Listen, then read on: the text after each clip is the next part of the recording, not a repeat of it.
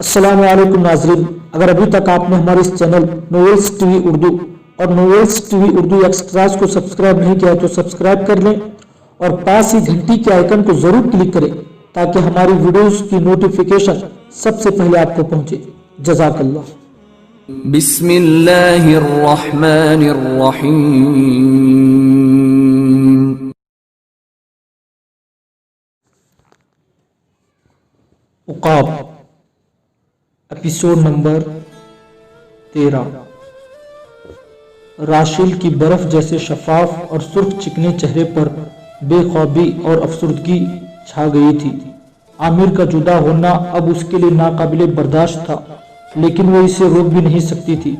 चंद लम्हों तक वो खामोश और साकिन खड़ी रही और उसका मरमर और मरजान सा हुरीन बदन कांपने लगा। उसके चश्मे गजाल जैसी आंखों में आंसू छा गए थे। फिर राशिल ने अपनी पुरनम आंखों से आमिर की तरफ देखते हुए कहा, अगर आप माने तो एक बात आपसे कहूं। आमिर ने गौर से उसकी तरफ देखते हुए कहा, कह दो, अगर वो बात मेरे इरादों, मेरे फराइज और मेरे हदफ के सामने दीवार और रुकावट साबित ना हुई तो जरूर मान जाऊंगा। तुम यहाँ एक मेहमान हो, तुम्हारी दरख्वास्त खुशनुदी भी एक कार खैर है। राशिल ने फौरन एहतिजाज करते हुए कहा, मुझे आपकी इस बात से इत्तेफाक नहीं है। मैं यहाँ मेहमान नहीं, अब मैं इस वादी की बेटी हूँ। मेरा जीना मरना अब आप लोगों के साथ है। आपका मफाद मेरा मफाद और आपका जिया मेरा जिया है। आमिर के चेहरे पर हल्की सी मुस्कुराहट बिखर गई। अच्छा, मैं अपने अल्फाज वापस ले लेता हूँ, तुम कहो क्या कहना चाहते हो। राशिद ने इस बार कुछ पुरसुकून होकर कहा, मेरी आपसे इल्तिमास है कि दमिश्क जाते हुए मुझे भी अपने साथ ले चले। रास्ते में आप मुझे रासुल शमरा में अपने मामू के यहाँ छोड़ जाइए। मैं चंद यौम तक उनके पास रह लूंगी, लेकिन जब आप दमिश्क से वापस लौटे तो रासुल शमरा से मुझे भी यहाँ अपने साथ लाना होगा। आमिर ने मुस्कुराते हुए कहा, मुझे क्या इतराज हो सकता है। तुम जल्दी जल्दी तैयार हो जाओ। इतनी देर तक मैं नकीब साहब और माँ से मिल लेता हूँ। मैं शाम के खाने के बाद जब तुम बाहर सहन में बर्तन धो रही थी अपनी इस रवानगी से मुतालिक पहले ही गुफ्तगू कर चुका हूँ। राशिद के चेहरे पर खुशनुदी का नूर छा गया था। उसने कहा लगाते हुए कहा, अभी तैयार होती हूँ। उसके साथ ही वो जंगली और सहराई हिरन की तरफ भागती अस्तबल से उस कमरे की तरफ भागी जिसमें मारिया बैठी हुई थी। राशिद भाग कर आई और मारिया के गले में बाहें डालते हुए उसने कहा, माँ माँ, वो दमिश्क जा रहे हैं। मैं भी उनके साथ रासुल शमरा तक अपने मामू के पास जाऊंगी और वापसी पर वो मुझे साथ ले आएंगे। माँ माँ, मैंने इनसे बात की है, वो मुझे साथ ले जाने पर रजामंद हो गए हैं। मारिया खड़ी होते हुए बोली, क्या आमिर जाने की तैयारी कर रहा है? हाँ माँ, देखो वो तो अपने घोड़े पर जेब डाल चुके हैं, इस वक्त तो अस्तबल में खड़े हैं। मारिया ने बाहर निकलते हुए कहा, तुम जल्दी जल्दी अपनी तैयारी कर लो। उसने कुछ बताए बगैर ही घोड़े पर जेब डाल ली है। मारिया अस्तबल में आई और आमिर से कहा, तुम अचानक तैयार हो गए हो बेटे, बताया तक नहीं कि मैं अपना घोड़ा तैयार करने लगा हूँ। आमिर ने मुस्कुराकर कहा, मैंने सोचा अपनी कोच की तैयारी मुकम्मल करके आपको इत्तला कर दूं।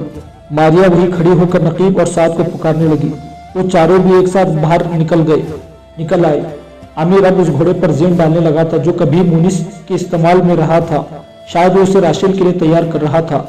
नकीब ने आते ही आमिर से पूछ लिया, क्या आप दमिश्क जाने की तैयारी कर चुके हैं? आमिर ने घोड़े का तंग कसने के बाद कमर सीधी करते हुए कहा, हाँ मैं अभी कोच कर रहा हूँ। नकीब ने फिर पूछा, ये दूसरा घोड़ा आपने किसके लिए तैयार किया है? आमिर के बजाय इस बार मारिया ने कहा, राशिल इसके साथ रासुल शमरा तक अपने मामू के पास जाएगी और आमिर के साथ वही वापस आ जाएगी।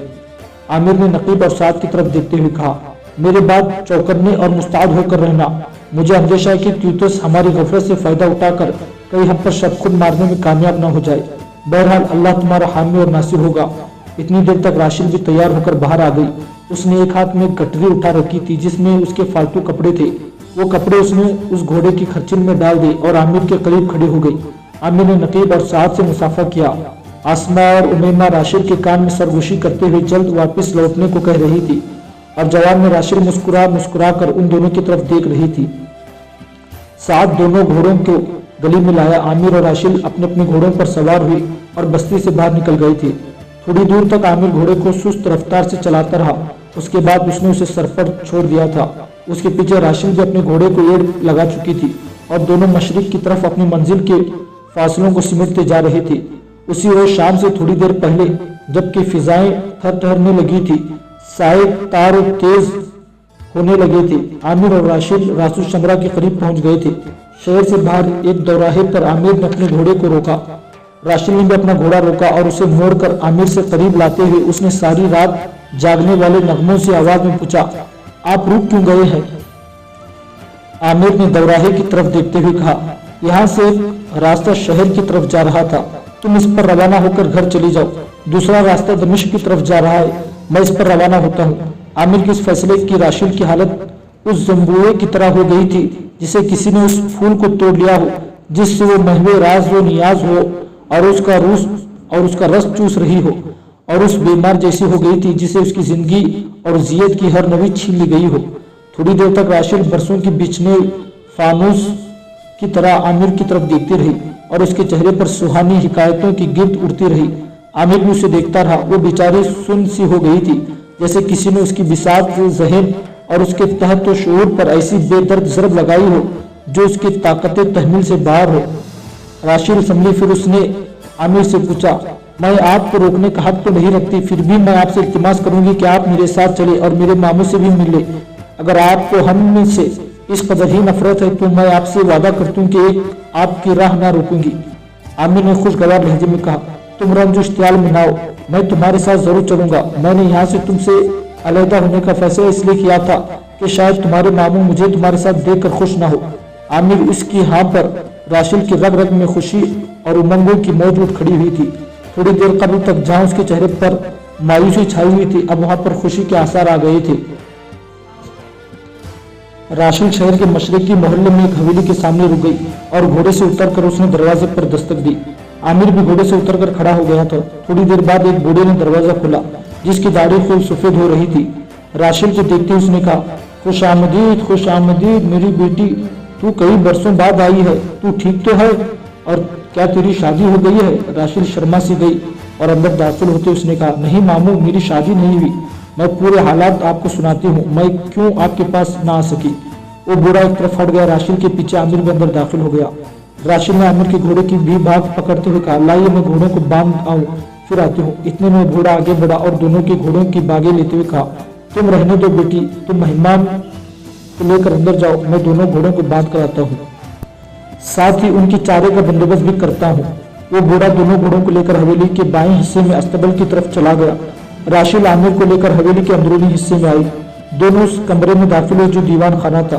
राशिद ने आमिर को एक नशिश पर बैठाते हुए कहा, ये मेरे मामू है, इनका नाम आसा है, आप बैठिए, मैं थोड़ी देर तक आती हूँ। राशिद मुड़ी और दीवान खाने से बाहर निकल गई थी। आमिर काफी देर तक दीवान खाने में बैठा रहा। राशिद अभी तक आमिर को देख रही थी और उसका मामू आसा इतने में आ गया। वो अकेला वहां बैठा बोरियत महसूस करने लगा था। थोड़ी ही देर बाद राशिद और उसका मामू आसा अंदर आए। आसा आगे बढ़ा और बड़ी अकीदत और इरादत मंदी के साथ आमिर से मुसाफा करके उसके सामने बैठते हुए उसने कहा, मुझे राशिद आपके और अपने हालात तफसील से बता चुकी है। आपकी गोशा फिराक छोड़कर सरहदी मुसलमानों की हिफाजत के लिए जिस मुजाहिदाना और सरफरोशाना जिंदगी की इब्तिदा की है वो काबिल शुक्र और सिपास है, वजह तौसीफ और तारीफ है। खुदा हर मुसलमान को ऐसी तौफीक दे। राशिद ने इधर उधर देखते हुए आसा से पूछा, मामू मेरी मुमानी कहाँ है? आसा ने दुख का इजहार करते हुए कहा, वो तो 2 बरस पहले ही फौत हो चुकी है। राशिद बेचारी उदास और परेशान हो गई थी। कमरे में चंद लम्हों तक खामोश रही। आखिर आमिर ने उस सुकूत को तोड़ते हुए आसा से पूछा, हैरत है, आपको मुसलमान है लेकिन आपकी भांजी नसरानी है। आप मुसलमान हैं लेकिन आपकी भांजी नसरानी है। आसा के जवाब देने से कल ही राशिद बोल पड़ी और आमिर की तरफ देखते उसने कहा, आपका ये शिकवा और इतराज भी बहुत जल्द रफा हो जाएगा। फिर राशिद ने आसा की तरफ देखते हुए पूछा, मामू आपके पास तौरात और इंजील हुआ करती थी? आसा ने अपनी जगह से उठते हुए कहा, दोनों किताबें मेरे कमरे में पड़ी है, तुम दोनों बैठो, मैं अपने हमसायों से खाना भेजने को कहकर तुम्हारी मुमानी की मौत के बाद मेरा खाना उनके यहाँ ही पकता है, मैं सिर्फ सामान उन्हें भेज देता हूँ। राशिद ने आसा का हाथ पकड़ कर बैठाते हुए कहा, नहीं मामू आप बैठे, आज मैं खाना खुद तैयार करूंगी। जितनी रोज मैं यहाँ हूँ आप एक काम अपने हमसायों से ना लेंगे। आसा मुस्कुराकर दोबारा अपनी जगह पर बैठ गया था। राशिद दूसरे कमरे से जाकर तौरात और इंजील ले आई और वो अब और आयात लिखने लगी जो अमीस ने उसे याद कराई थी। उसने देखा जिन आयात और अबवाब की निशानदेही अमीस ने की थी उनमें वाकई पैगंबरों के खिलाफ ऐसी बातें दर्ज थी जो अकल और इखलाक के बरखिलाफ थी। राशिल निहायत मुताज्जुब और हैरान हो रही थी। फिर उसने आसा की तरफ देखते हुए कहा, मामू मैं इंजिल की एक हिकायत पढ़ती हूँ, आप इसकी मुझे तफसीर बताना। आसा ने मुतवज्जो होते हुए कहा, तुम पढ़ो मैं सुनता हूँ। राशिल ने आमिर की तरफ देखते हुए कहा, आप भी सुनिए, मैं आपसे भी इसकी तफसीर पूछूंगी। आमिर भी मुतवज्जो हो गया था। राशिल ने इंजिल की मता बाब 21 की आयत 33 पढ़ना शुरू की। एक घर का मालिक था जिसने पाकिस्तान लगाया और उसके चारों तरफ इहाता घेरा। उसमें हौज खुदा बुर्ज बनाए और उसे बागबानों को ठेके पर देकर परदेश चला गया। और जब फल का मौसम आया तो उसने अपने नौकरों को बागबानों के पास अपना फल लेने को भेजा। और बागबानों ने उसके नौकरों को पकड़कर किसी को पीटा, किसी को कत्ल किया और किसी को संसार किया। फिर उसने और नौकरों को भेजा जो पहले से ज्यादा थे और उन्होंने उनके साथ भी वही सुलूक किया। आखिर उसने अपने बेटे को उनके पास ये कहकर भेजा कि मेरे बेटे को तो लिहाज करें। जब बागबानों ने बेटे को देखा तो आपस में कहा, यही वारिस है, आओ इसे कत्ल करे, इसकी मिरास पर कब्जा करने और उसे पकड़कर तकिस्तान से बाहर निकाले और कत्ल कर दिया। पर जब तकिस्तान का मालिक आएगा तो उन बागबानों के साथ क्या करेगा? उन्होंने उससे कहा, उनकी बदकारियों को बुरी तरह हिलाक कर दो और बाग का ठेकिया दूसरे बागबानों को देगा जो मौसम पर उसका फल दे। यूसुफ ने क्या किया? तुमने किताब मुकद्दस में भी कभी नहीं पढ़ा कि जिस पत्थर को मामारों ने रद्द किया वही कोने के सर का पत्थर होगा। ये खुदावंद की तरफ से हुआ और हमारी नजर में अजीब है। इसलिए मैं तुमसे कहता हूँ कि खुदा की बादशाही तुमसे ले ली जाएगी और उस कौम को जो इसके फल लाया देगी उसे दे दी जाएगी। राशिल रुकी, फिर उसने आमिर और आसा की तरफ देखते हुए पूछा, अब आप दोनों मुझे इस तमसील की तफसीर सुनाई। आमिर ने कहा, इसकी तफसीर निहायत साफ और वाज़ेह है। आसा ने भी राशिल की तरफ देखते हुए कहा, इसकी तफसीर तुम्हें मैं बताता हूँ बेटी, सुनो। बाग लाने वाला वाहिद मालिक खुदा है। अंगूर बनी इसराइल की कौम और तकिस्तान यरूशलेम है। नौकर वो पैगंबर है जो खुदा ने बनी इसराइल की सुलह के लिए भेजे और उन्हें हजरत मीका को बनी इसराइल ने मारा पीटा और हजरत यहिया को कत्ल किया और जकरिया को संसार किया। इसके अलावा और कई नबी बनी इसराइल की तरफ भेजे जिनसे अच्छा सलूक न किया गया। आखिर उसने अपने बेटे को भेजा जिससे मुराद हजरत ईसा को रवाना किया। यहाँ बेटे से मुराद सुलहकार है क्योंकि बेटे का लफ्ज कुतुब मुक़द्दस में वसी मानों में इस्तेमाल होता है, जैसा कि मत्ता बाब 5 में 9 में लिखा है कि मुबारक दे जो सुलहकार है, क्योंकि खुदा के फर्जंद कहलाएंगे और मसीह सुलह का शहजादा है। आखिर बाग का मालिक खुद आएगा और बाग का ठेकिया किसी और को दे देगा। इससे मुराद नबूवत बनी इसराइल से निकलकर बनी इस्माइल यानी हमारे नबी हुजूर अकरम सल्लल्लाहु अलैहि वसल्लम के पास आ जाएगी। जिस पत्थर को मम्मारों ने रद्द किया है उससे मुराद हजरत इस्माइल है जिन्हें इसराइल नहीं मानते। यही पत्थर कोने से सिर का पत्थर होगा। मतलब है कि नबूवत हजरत इस्माइल के औलाद से हजरत मोहम्मद सल्लल्लाहु अलैहि वसल्लम को मिलेगी। जो इस पर गिरेगा टुकड़े टुकड़े हो जाएगा, लेकिन जिस पर वो गिरेगा उसे पीस डालेगा। तफसीर इस तरह है, जो हमारे रसूल सल्लल्लाहु अलैहि वसल्लम से मुकाबला करेगा हिलाक होगा और जिनके साथ आपने मुकाबला किया वो भी हिलाकत के गड्ढे में गिर गए। राशिल ने इंजिल बंद करते हुए कहा, अगर तौरात और इंजिल में नबी आखिरी ज़मां के मुताबिक इस कदर वाज़ेह और साफ पेशन गोइयां है तो मैं कैसे गाफिल और गुमराह हूँ, सीधी राह पर ना आ सकी। फिर राशिल ने आमिर की तरफ देखते हुए कहा, आप गवाह रहना, मामू आप भी गवाह रहना, मैं आज सिर्फ दिल से हजरत मोहम्मद सल्लल्लाहु अलैहि वसल्लम पर ईमान लाती हूँ, इस्लाम कबूल करती हूँ और अपने मुसलमान होने का ऐलान करती हूँ। आसा के लबों पर मुस्कुराहट बिखर गई और उसने वही बैठे बैठे राशिल को कलमा तैयब और कलमा शहादत याद कराए और शफकत से उसके सर पर हाथ रखते हुए कहा, मैं अपनी बेटी को मुबारकबाद देता हूँ। आमिर ने भी मुस्कुराते हुए कहा, मैं भी तुम्हें मुबारकबाद देता हूँ। राशिल ने गौर से आमिर को देखते हुए कहा, अब तो आपको शिकवा ना रहेगा कि मामू मुसलमान और भांजी नसरानी है, अब तो भांजी भी मुसलमान है। आमिर ने संजीदा होकर कहा, मैंने तो ये बात अज राह तमस्खिर कही थी, शायद तुम बुरा मान गई हो। राशिल ने मुस्कुराते हुए कहा, मैंने हरगिज बुरा नहीं माना, बल्कि मैं महसूस करती हूँ कि मैं राह रास्त पर आ गई हूँ। आसा ने राशिल की तरफ देखते हुए कहा, तुमने कहा था बेटी तुम खुद खाना तैयार करोगी, अब उठो खाना पकाना शुरू करो, आमिर को भूख लगी होगी। राशिल ने उठकर इंजिल और तौरात ताक में रखी और खाना तैयार करने के लिए बाहर निकल गई। आमिर और आसा दोनों आपस में बातें करने लगी थी। इशा की नमाज के बाद तीनों ने दीवान खाने में ही बैठकर खाना खाया। फिर बूढ़ा आसा उठते हुआ बोला, राशिल बेटी तुम आमिर को साथ वाले कमरे में ले जाओ, वहाँ बिस्तर लगा है, ये वहाँ आराम करेगा, तुम भी खुद आराम करो, मैं इतनी देर तक घोड़ों को दाना चारा डाल लूँ। राशिल आमिर को लेकर साथ वाले कमरे में आई। दरमियानी वस्त का वो साफ सुथरा कमरा था जिसकी दाईं जानिब दीवार के साथ एक मुसहरी पर हरीर गर्म बिस्तर लगा था। राशिल ने बिस्तर की तरफ इशारा किया, अब आप आराम करें, मुझे भी नींद आ रही है। राशिल जब बाहर निकलने लगी तो आमिर ने उसे पुकारा, राशिल राशिल मेरी बात सुनो।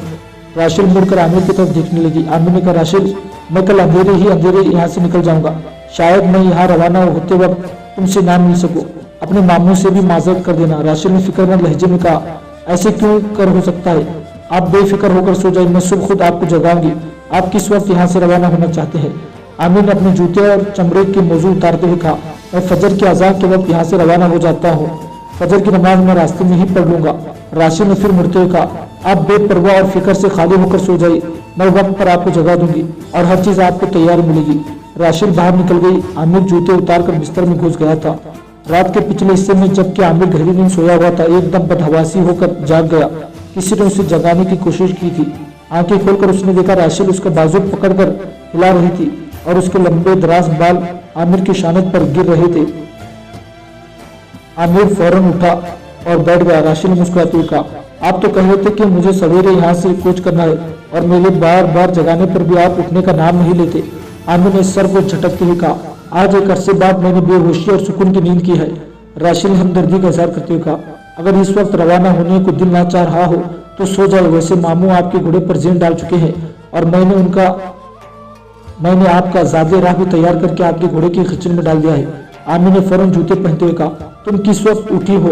राशिल ने अपने बाल दुरुस्त करते हुए कहा, काफी देर हो गई है। जूते पहनकर आमिर बाहर आया। हाथ मुंह धोकर जब अस्तबल में आया तो उसने देखा आसिया उसके घोड़े पर जेन डाल चुकने के बाद जेन से दाने चारे का तोबरा बांध रहा था। आमिर ने आगे बढ़कर अपने घोड़े को लगाम चढ़ा दी। राशिल इस मौके पर उदास और फिक्रमंद हो गई थी। उसने भारी और बोझल आवाज में कहा, आप यहाँ वापस कब तक आएंगे? आमिर ने घोड़े को लगाम चढ़ाकर उसकी बालकें जेल पर रखते हुए कहा, मैं बहुत जल्द वापस लौटूंगा, तुम तैयार रहना, मैं किसी भी वक्त आ सकता हूँ। राशिल ने पुरुद लहजे में कहा, आप जब भी आए मुझे तैयार पाएंगे। आमिर ने एक अलविदा निगाह राशिल पर डाली, आशा से मुसाफा किया और अपने घोड़े पर सवार होकर बाहर निकल गया। राशिल दरवाजे पर खड़ी होकर उसे देखती रही। जब वो अंधेरे की चादर में उसकी निगाहों से उछल होगा तो उसकी आंखों में आंसू आ गए थे।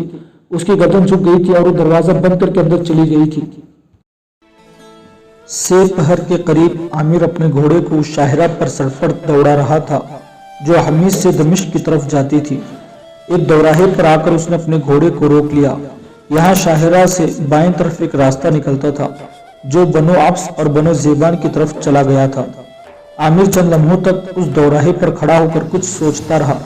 शायद वो कोई फैसला करने की कोशिश कर रहा था।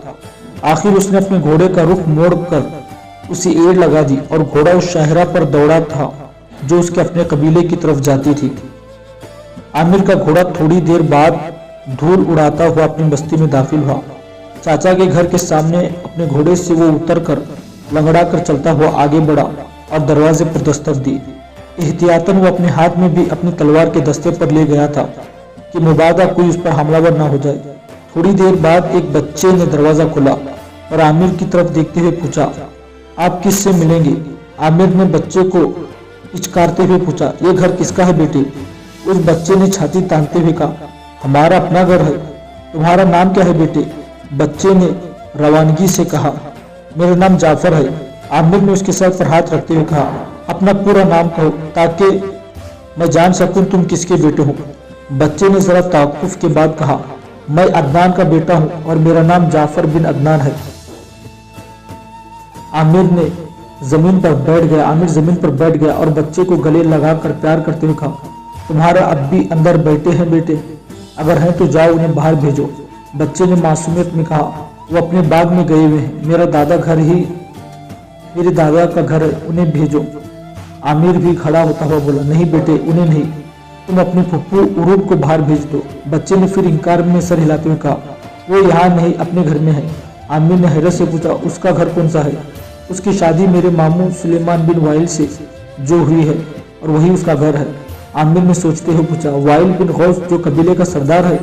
जी हाँ, वो मेरे नाना है। आमिर फिर बोला, तो क्या तुम्हारी माँ वाइल बिन गौस की बेटी समीरा है? बच्चे ने खुश होते हुए कहा, हाँ, आपका अंदाजा दुरुस्त है। आप थोड़ी देर यहाँ रुकिए, मैं अपने दादा या फुप्पी को बुलाकर लाता हूँ। आमिर ने आगे बढ़कर उसका हाथ पकड़ते हुए कहा, रहने दो बेटे, इसकी कोई जरूरत नहीं। आमिर पीछे हटा और अपने घोड़े के पास आकर उसने बागें संभालते हुए जाफर बिन अदनान से कहा, सुनो बेटे, जब तुम्हारा अब भी घर आए तो उसे कहना तुम्हारा भाई आमिर बिन नाफे तुमसे मिलने आया था। तुम घर ना आते इसलिए वो चला गया है। मैं दमिश्क जा रहा हूँ, अगर वक्त निकाल सका तो वापस फिर आऊंगा। आमिर जब अपने घोड़े पर सवार होने लगा तो बच्चा भागकर आगे बढ़ा और आमिर की टांगों से लिपटते हुए कहा, अगर आप मेरे अब्बी के भाई हैं तो मैं आपको नहीं जाने दूंगा। आप अंदर जाकर दादा के पास बैठे, मैं अपने अब्बी को बुलाता हूँ। आप कहाँ से आए हैं और पहले कभी हमारे यहाँ क्यों नहीं आए? आपने जो अपना नाम बताया है उसका नाम का जिक्र मेरा दादा, मेरी अब्बी और मेरी फुप्पू अक्सर करती रहती हैं। आप घोड़े पर ना बैठे, मैं आपको नहीं जाने दूंगा। मेरे अब्बी जब घर आए तो वो मुझे मारेंगे कि मैंने आपको क्यों जाने दिया। आमिर एक बार फिर जमीन पर बैठ गया और जाफर को लिपटाते हुए उसने कहा, अरे मेरे भतीजे देखो, इस कबीले के सब लोग मेरे दुश्मन है। अगर किसी ने मुझे यहाँ देख लिया तो तूफान उठ खड़ा हो जाएगा और लोग मुझ पर हमला कर देंगे। क्या तुम चाहते हो कि तुम्हारे अम को लोग मार कर जख्मी कर दें? जाफर ने सख्त आवाज में कहा, मेरा नाम बस्ती का सरदार है। इस कबीले में किसी की हिम्मत है कि मेरे अब्बी के भाई और मेरे अम को नुकसान पहुंचाए? इतने में घर के अंदर से कोई निकला, भाग कर आगे बढ़ा और आमिर के घोड़े की बाग पड़ी। आमिर ने सर उठाकर जब गौर से उसकी तरफ देखा तो समीरा थी, वाइल बिन गौस की बेटी, अदनान की बीवी और जाफर की माँ, वही समीरा जिसे वाइल बिन गौस कभी आमिर से बिहाना चाहता था। आमिर की तरफ देखते हुए समीरा ने खट्टी खट्टी से आवाज में कहा, आप अपना घर छोड़कर कहाँ जा रहे हैं? ये आपकी बस्ती, आपका कबीला और ये यहाँ आपका घर है। आमिर ने भराई हुई आवाज में कहा, मेरा कोई कबीला, कोई बस्ती और कोई घर नहीं है। मैं यहाँ अजनबी हूँ और मेरा यहाँ से चले जाना ही बेहतर है। आमिर मुड़कर अपने घोड़े पर बैठने लगा था कि उसने देखा उसका चाचा अमर बिन काब घर से निकला था। आमिर को देखते ही उसके चेहरे पर गहरी मुस्कुराहट बिखर गई थी। वो करीब आया और आमिर को गले लगाने के लिए उसने अपने दोनों बाजू फैला दिए थे। आमिर ने रुख मोड़ लिया और अमर बिन काब की तरफ पीट करके खड़ा हो गया। उसके चेहरे पर बेइतमादी की झलक, पेशानी पर नफरत और आंखों में नमी थी। अमर बिन काब की हालत ऐसी उदास, गमजदा और इब्बत खेज हो गई थी जैसे उजड़ा हुआ बाग, जैसे तबाहाल करिया, जैसे आंधी और तूफानों में बिखरा हुआ खीमा। ये सूरत हाल देखकर समीरा भी परेशान हो गई थी।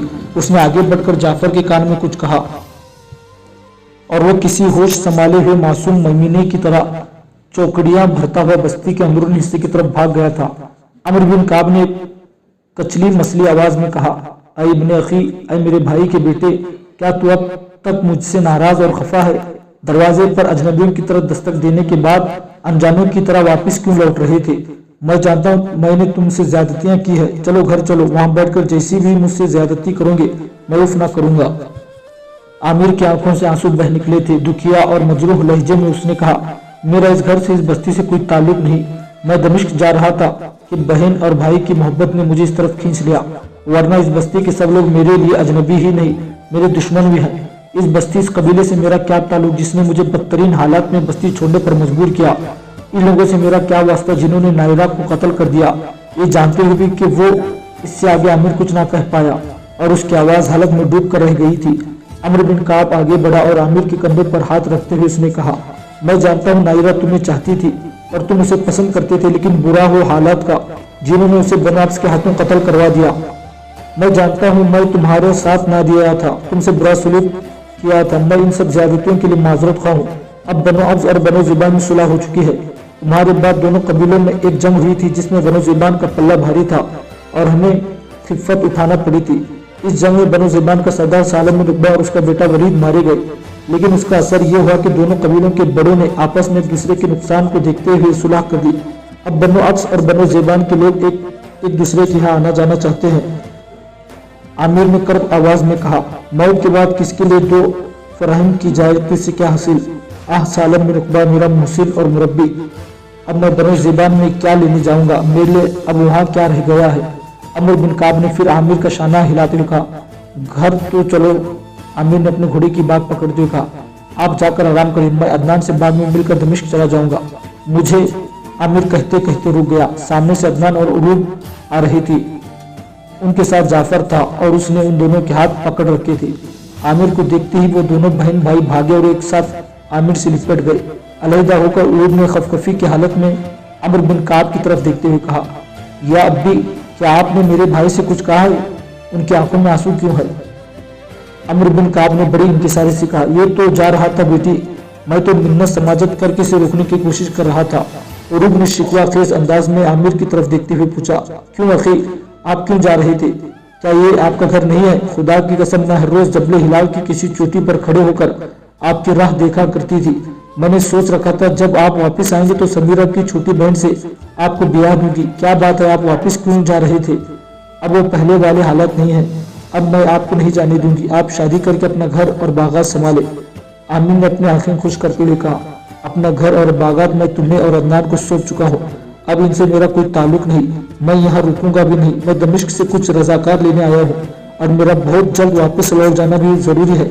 मैं अपनी एक अलग दुनिया आबाद कर चुका हूँ। मैं नसरानियों के किले हरम के सामने सरहदी मुसलमानों की बस्तियों की मुत्तहद लश्कर का सालार हूँ। एक जंग में मेरे लश्कर का एक हिस्सा काम आ चुका है और मैं ये कमी दमिश्क से पूरी करने आया हूँ। मेरा जल्दी लौट जाना इसलिए ज्यादा अहम है कि हरम का नसरानी हकीम तीतुस किसी भी वक्त मेरे मिस्किन पर भी हमला कर सकता है और हमले की सूरत में मेरा वहां होना जरूरी है। उम्मीद है तुम में से कोई भी मुझे रोकने की कोशिश नहीं करेगा, इसलिए कि इस काम में मेरी कौम की बेहतरी और मेरी मिल्लत का मफाद है। इसके अलावा उरूब ने आमिर की बात काट कर मिन्नत करने का दर्द में कहा, अखी मैं आपको हमेशा के लिए नहीं रोकूंगी। मैं आपके काम की नौयत और अहमियत जान चुकी हूँ। इसके बावजूद मैं आपसे इल्तिमास करूंगी कि सिर्फ एक रात यहाँ रुक जाए। कल सुबह अगर आप यहाँ से रवाना होना चाहे तो मैं आपका रास्ता ना रोकूंगी। आमिर ने घोड़े का रुख मोड़ते हुए कहा, तुम्हारे कहने पर सिर्फ एक रात मैं यहाँ रुक सकता हूँ। जब वो घर की तरफ रवाना हुई तो अदनान ने परेशानी से पूछा, आखिर आपकी टांग को क्या हुआ है? आप लंगड़ा कर क्यों चल रहे हैं? आमिर ने अदनान के कंधे पर हाथ रखते हुए कहा, मेरी टांग पर जख्म है, कोई इतना गहरा नहीं, मामूली है। चंद रोज बेशतर तीतुस के साथ एक जंग में दुश्मन का एक तीर मेरी पिंडी में लग गया था। अब तो जख्म काफी हद तक भर गया है। बस्ती के कुछ लोग भी वहां जमा हो गए थे और वो आमिर से मुसाफा करने लगे थे। आमिर अब महसूस कर रहा था जैसे कबीले में उसका कोई दुश्मन ना हो। एक बूढ़े ने आमिर से हाथ मिलाते हुए कहा, नाफे के बेटे, अब बनो आपस में तुम्हारा कोई दुश्मन नहीं। कबीले को एहसास हो चुका है कि बनो ज़ेबान के साथ सुलह और आशिकी का जो पैगाम तुमने दिया था वो दुरुस्त और मुनासिब था। खुदा तुम्हें तौफीक दे कि तुम फिर बनो आपस की खिदमत कर सको। वो बड़ा पीछे हट गया और अदनान आमिर का हाथ पकड़कर हवेली के अंदर ले गया था। आमिर ने सिर्फ एक शब अपने चाचा के यहाँ क़याम किया। दूसरे रोज वहां से रवाना हुआ। जबले हिलाल से गुजरकर वो बनो ज़ेबान के कब्रिस्तान में आया। वहां उसने नाइदा की कब्र पर फातिहा की और फिर दरिया आबान के किनारे किनारे अपने घोड़े को दमिश्क शहर की तरफ सर पर दौड़ा रहा था। दोपहर के करीब वो दमिश्क शहर में दाखिल हुआ। जब वो बाजार में से गुजर रहा था तो किसी ने जोर जोर से पुकारा, आमिर आमिर रुक जाओ। आमिर ने घोड़े को रोका और जब उसने मुड़कर पुकारने वाले की तरफ देखा तो काजी यूसुफ फंदोलवी थे। जब वो नजदीक आए तो आमिर घोड़े से उतर गया। काजी यूसुफ ने आगे बढ़कर आमिर को गले लगाते हुए कहा, तुम दमिश्क कब आए बेटे? आमिर ने अलहदा होते हुए कहा, अभी शहर में दाखिल हुआ हूँ। आप पहले शख्स हैं जिससे मुलाकात हुई है। आप इस वक्त कहाँ से आ रहे हैं और किधर जा रहे हैं? काजी यूसुफ ने शफकत और आजिज़ी में कहा, जमालुद्दीन की तरफ से आया हूँ और घर जा रहा हूँ। आमिर ने घोड़े की बात पकड़ते हुए कहा, तो फिर एक बार फिर मेरे साथ उनके घर चलिए। मेरी खुशकिस्मती कि आप मुझे रास्ते में मिल गए हैं, वरना अभी तक मैं आपके घर पर दस्तक दे रहा होता। एक हालिया जंग में मेरे लश्कर का काफी नुकसान हुआ। मैं दमिश्क में रजाकार लेने जा रहा हूँ। मैं जमालुद्दीन से इस्तिदाद करूंगा कि वो मेरा काम करे। इस मौके पर आपका साथ होना भी जरूरी है।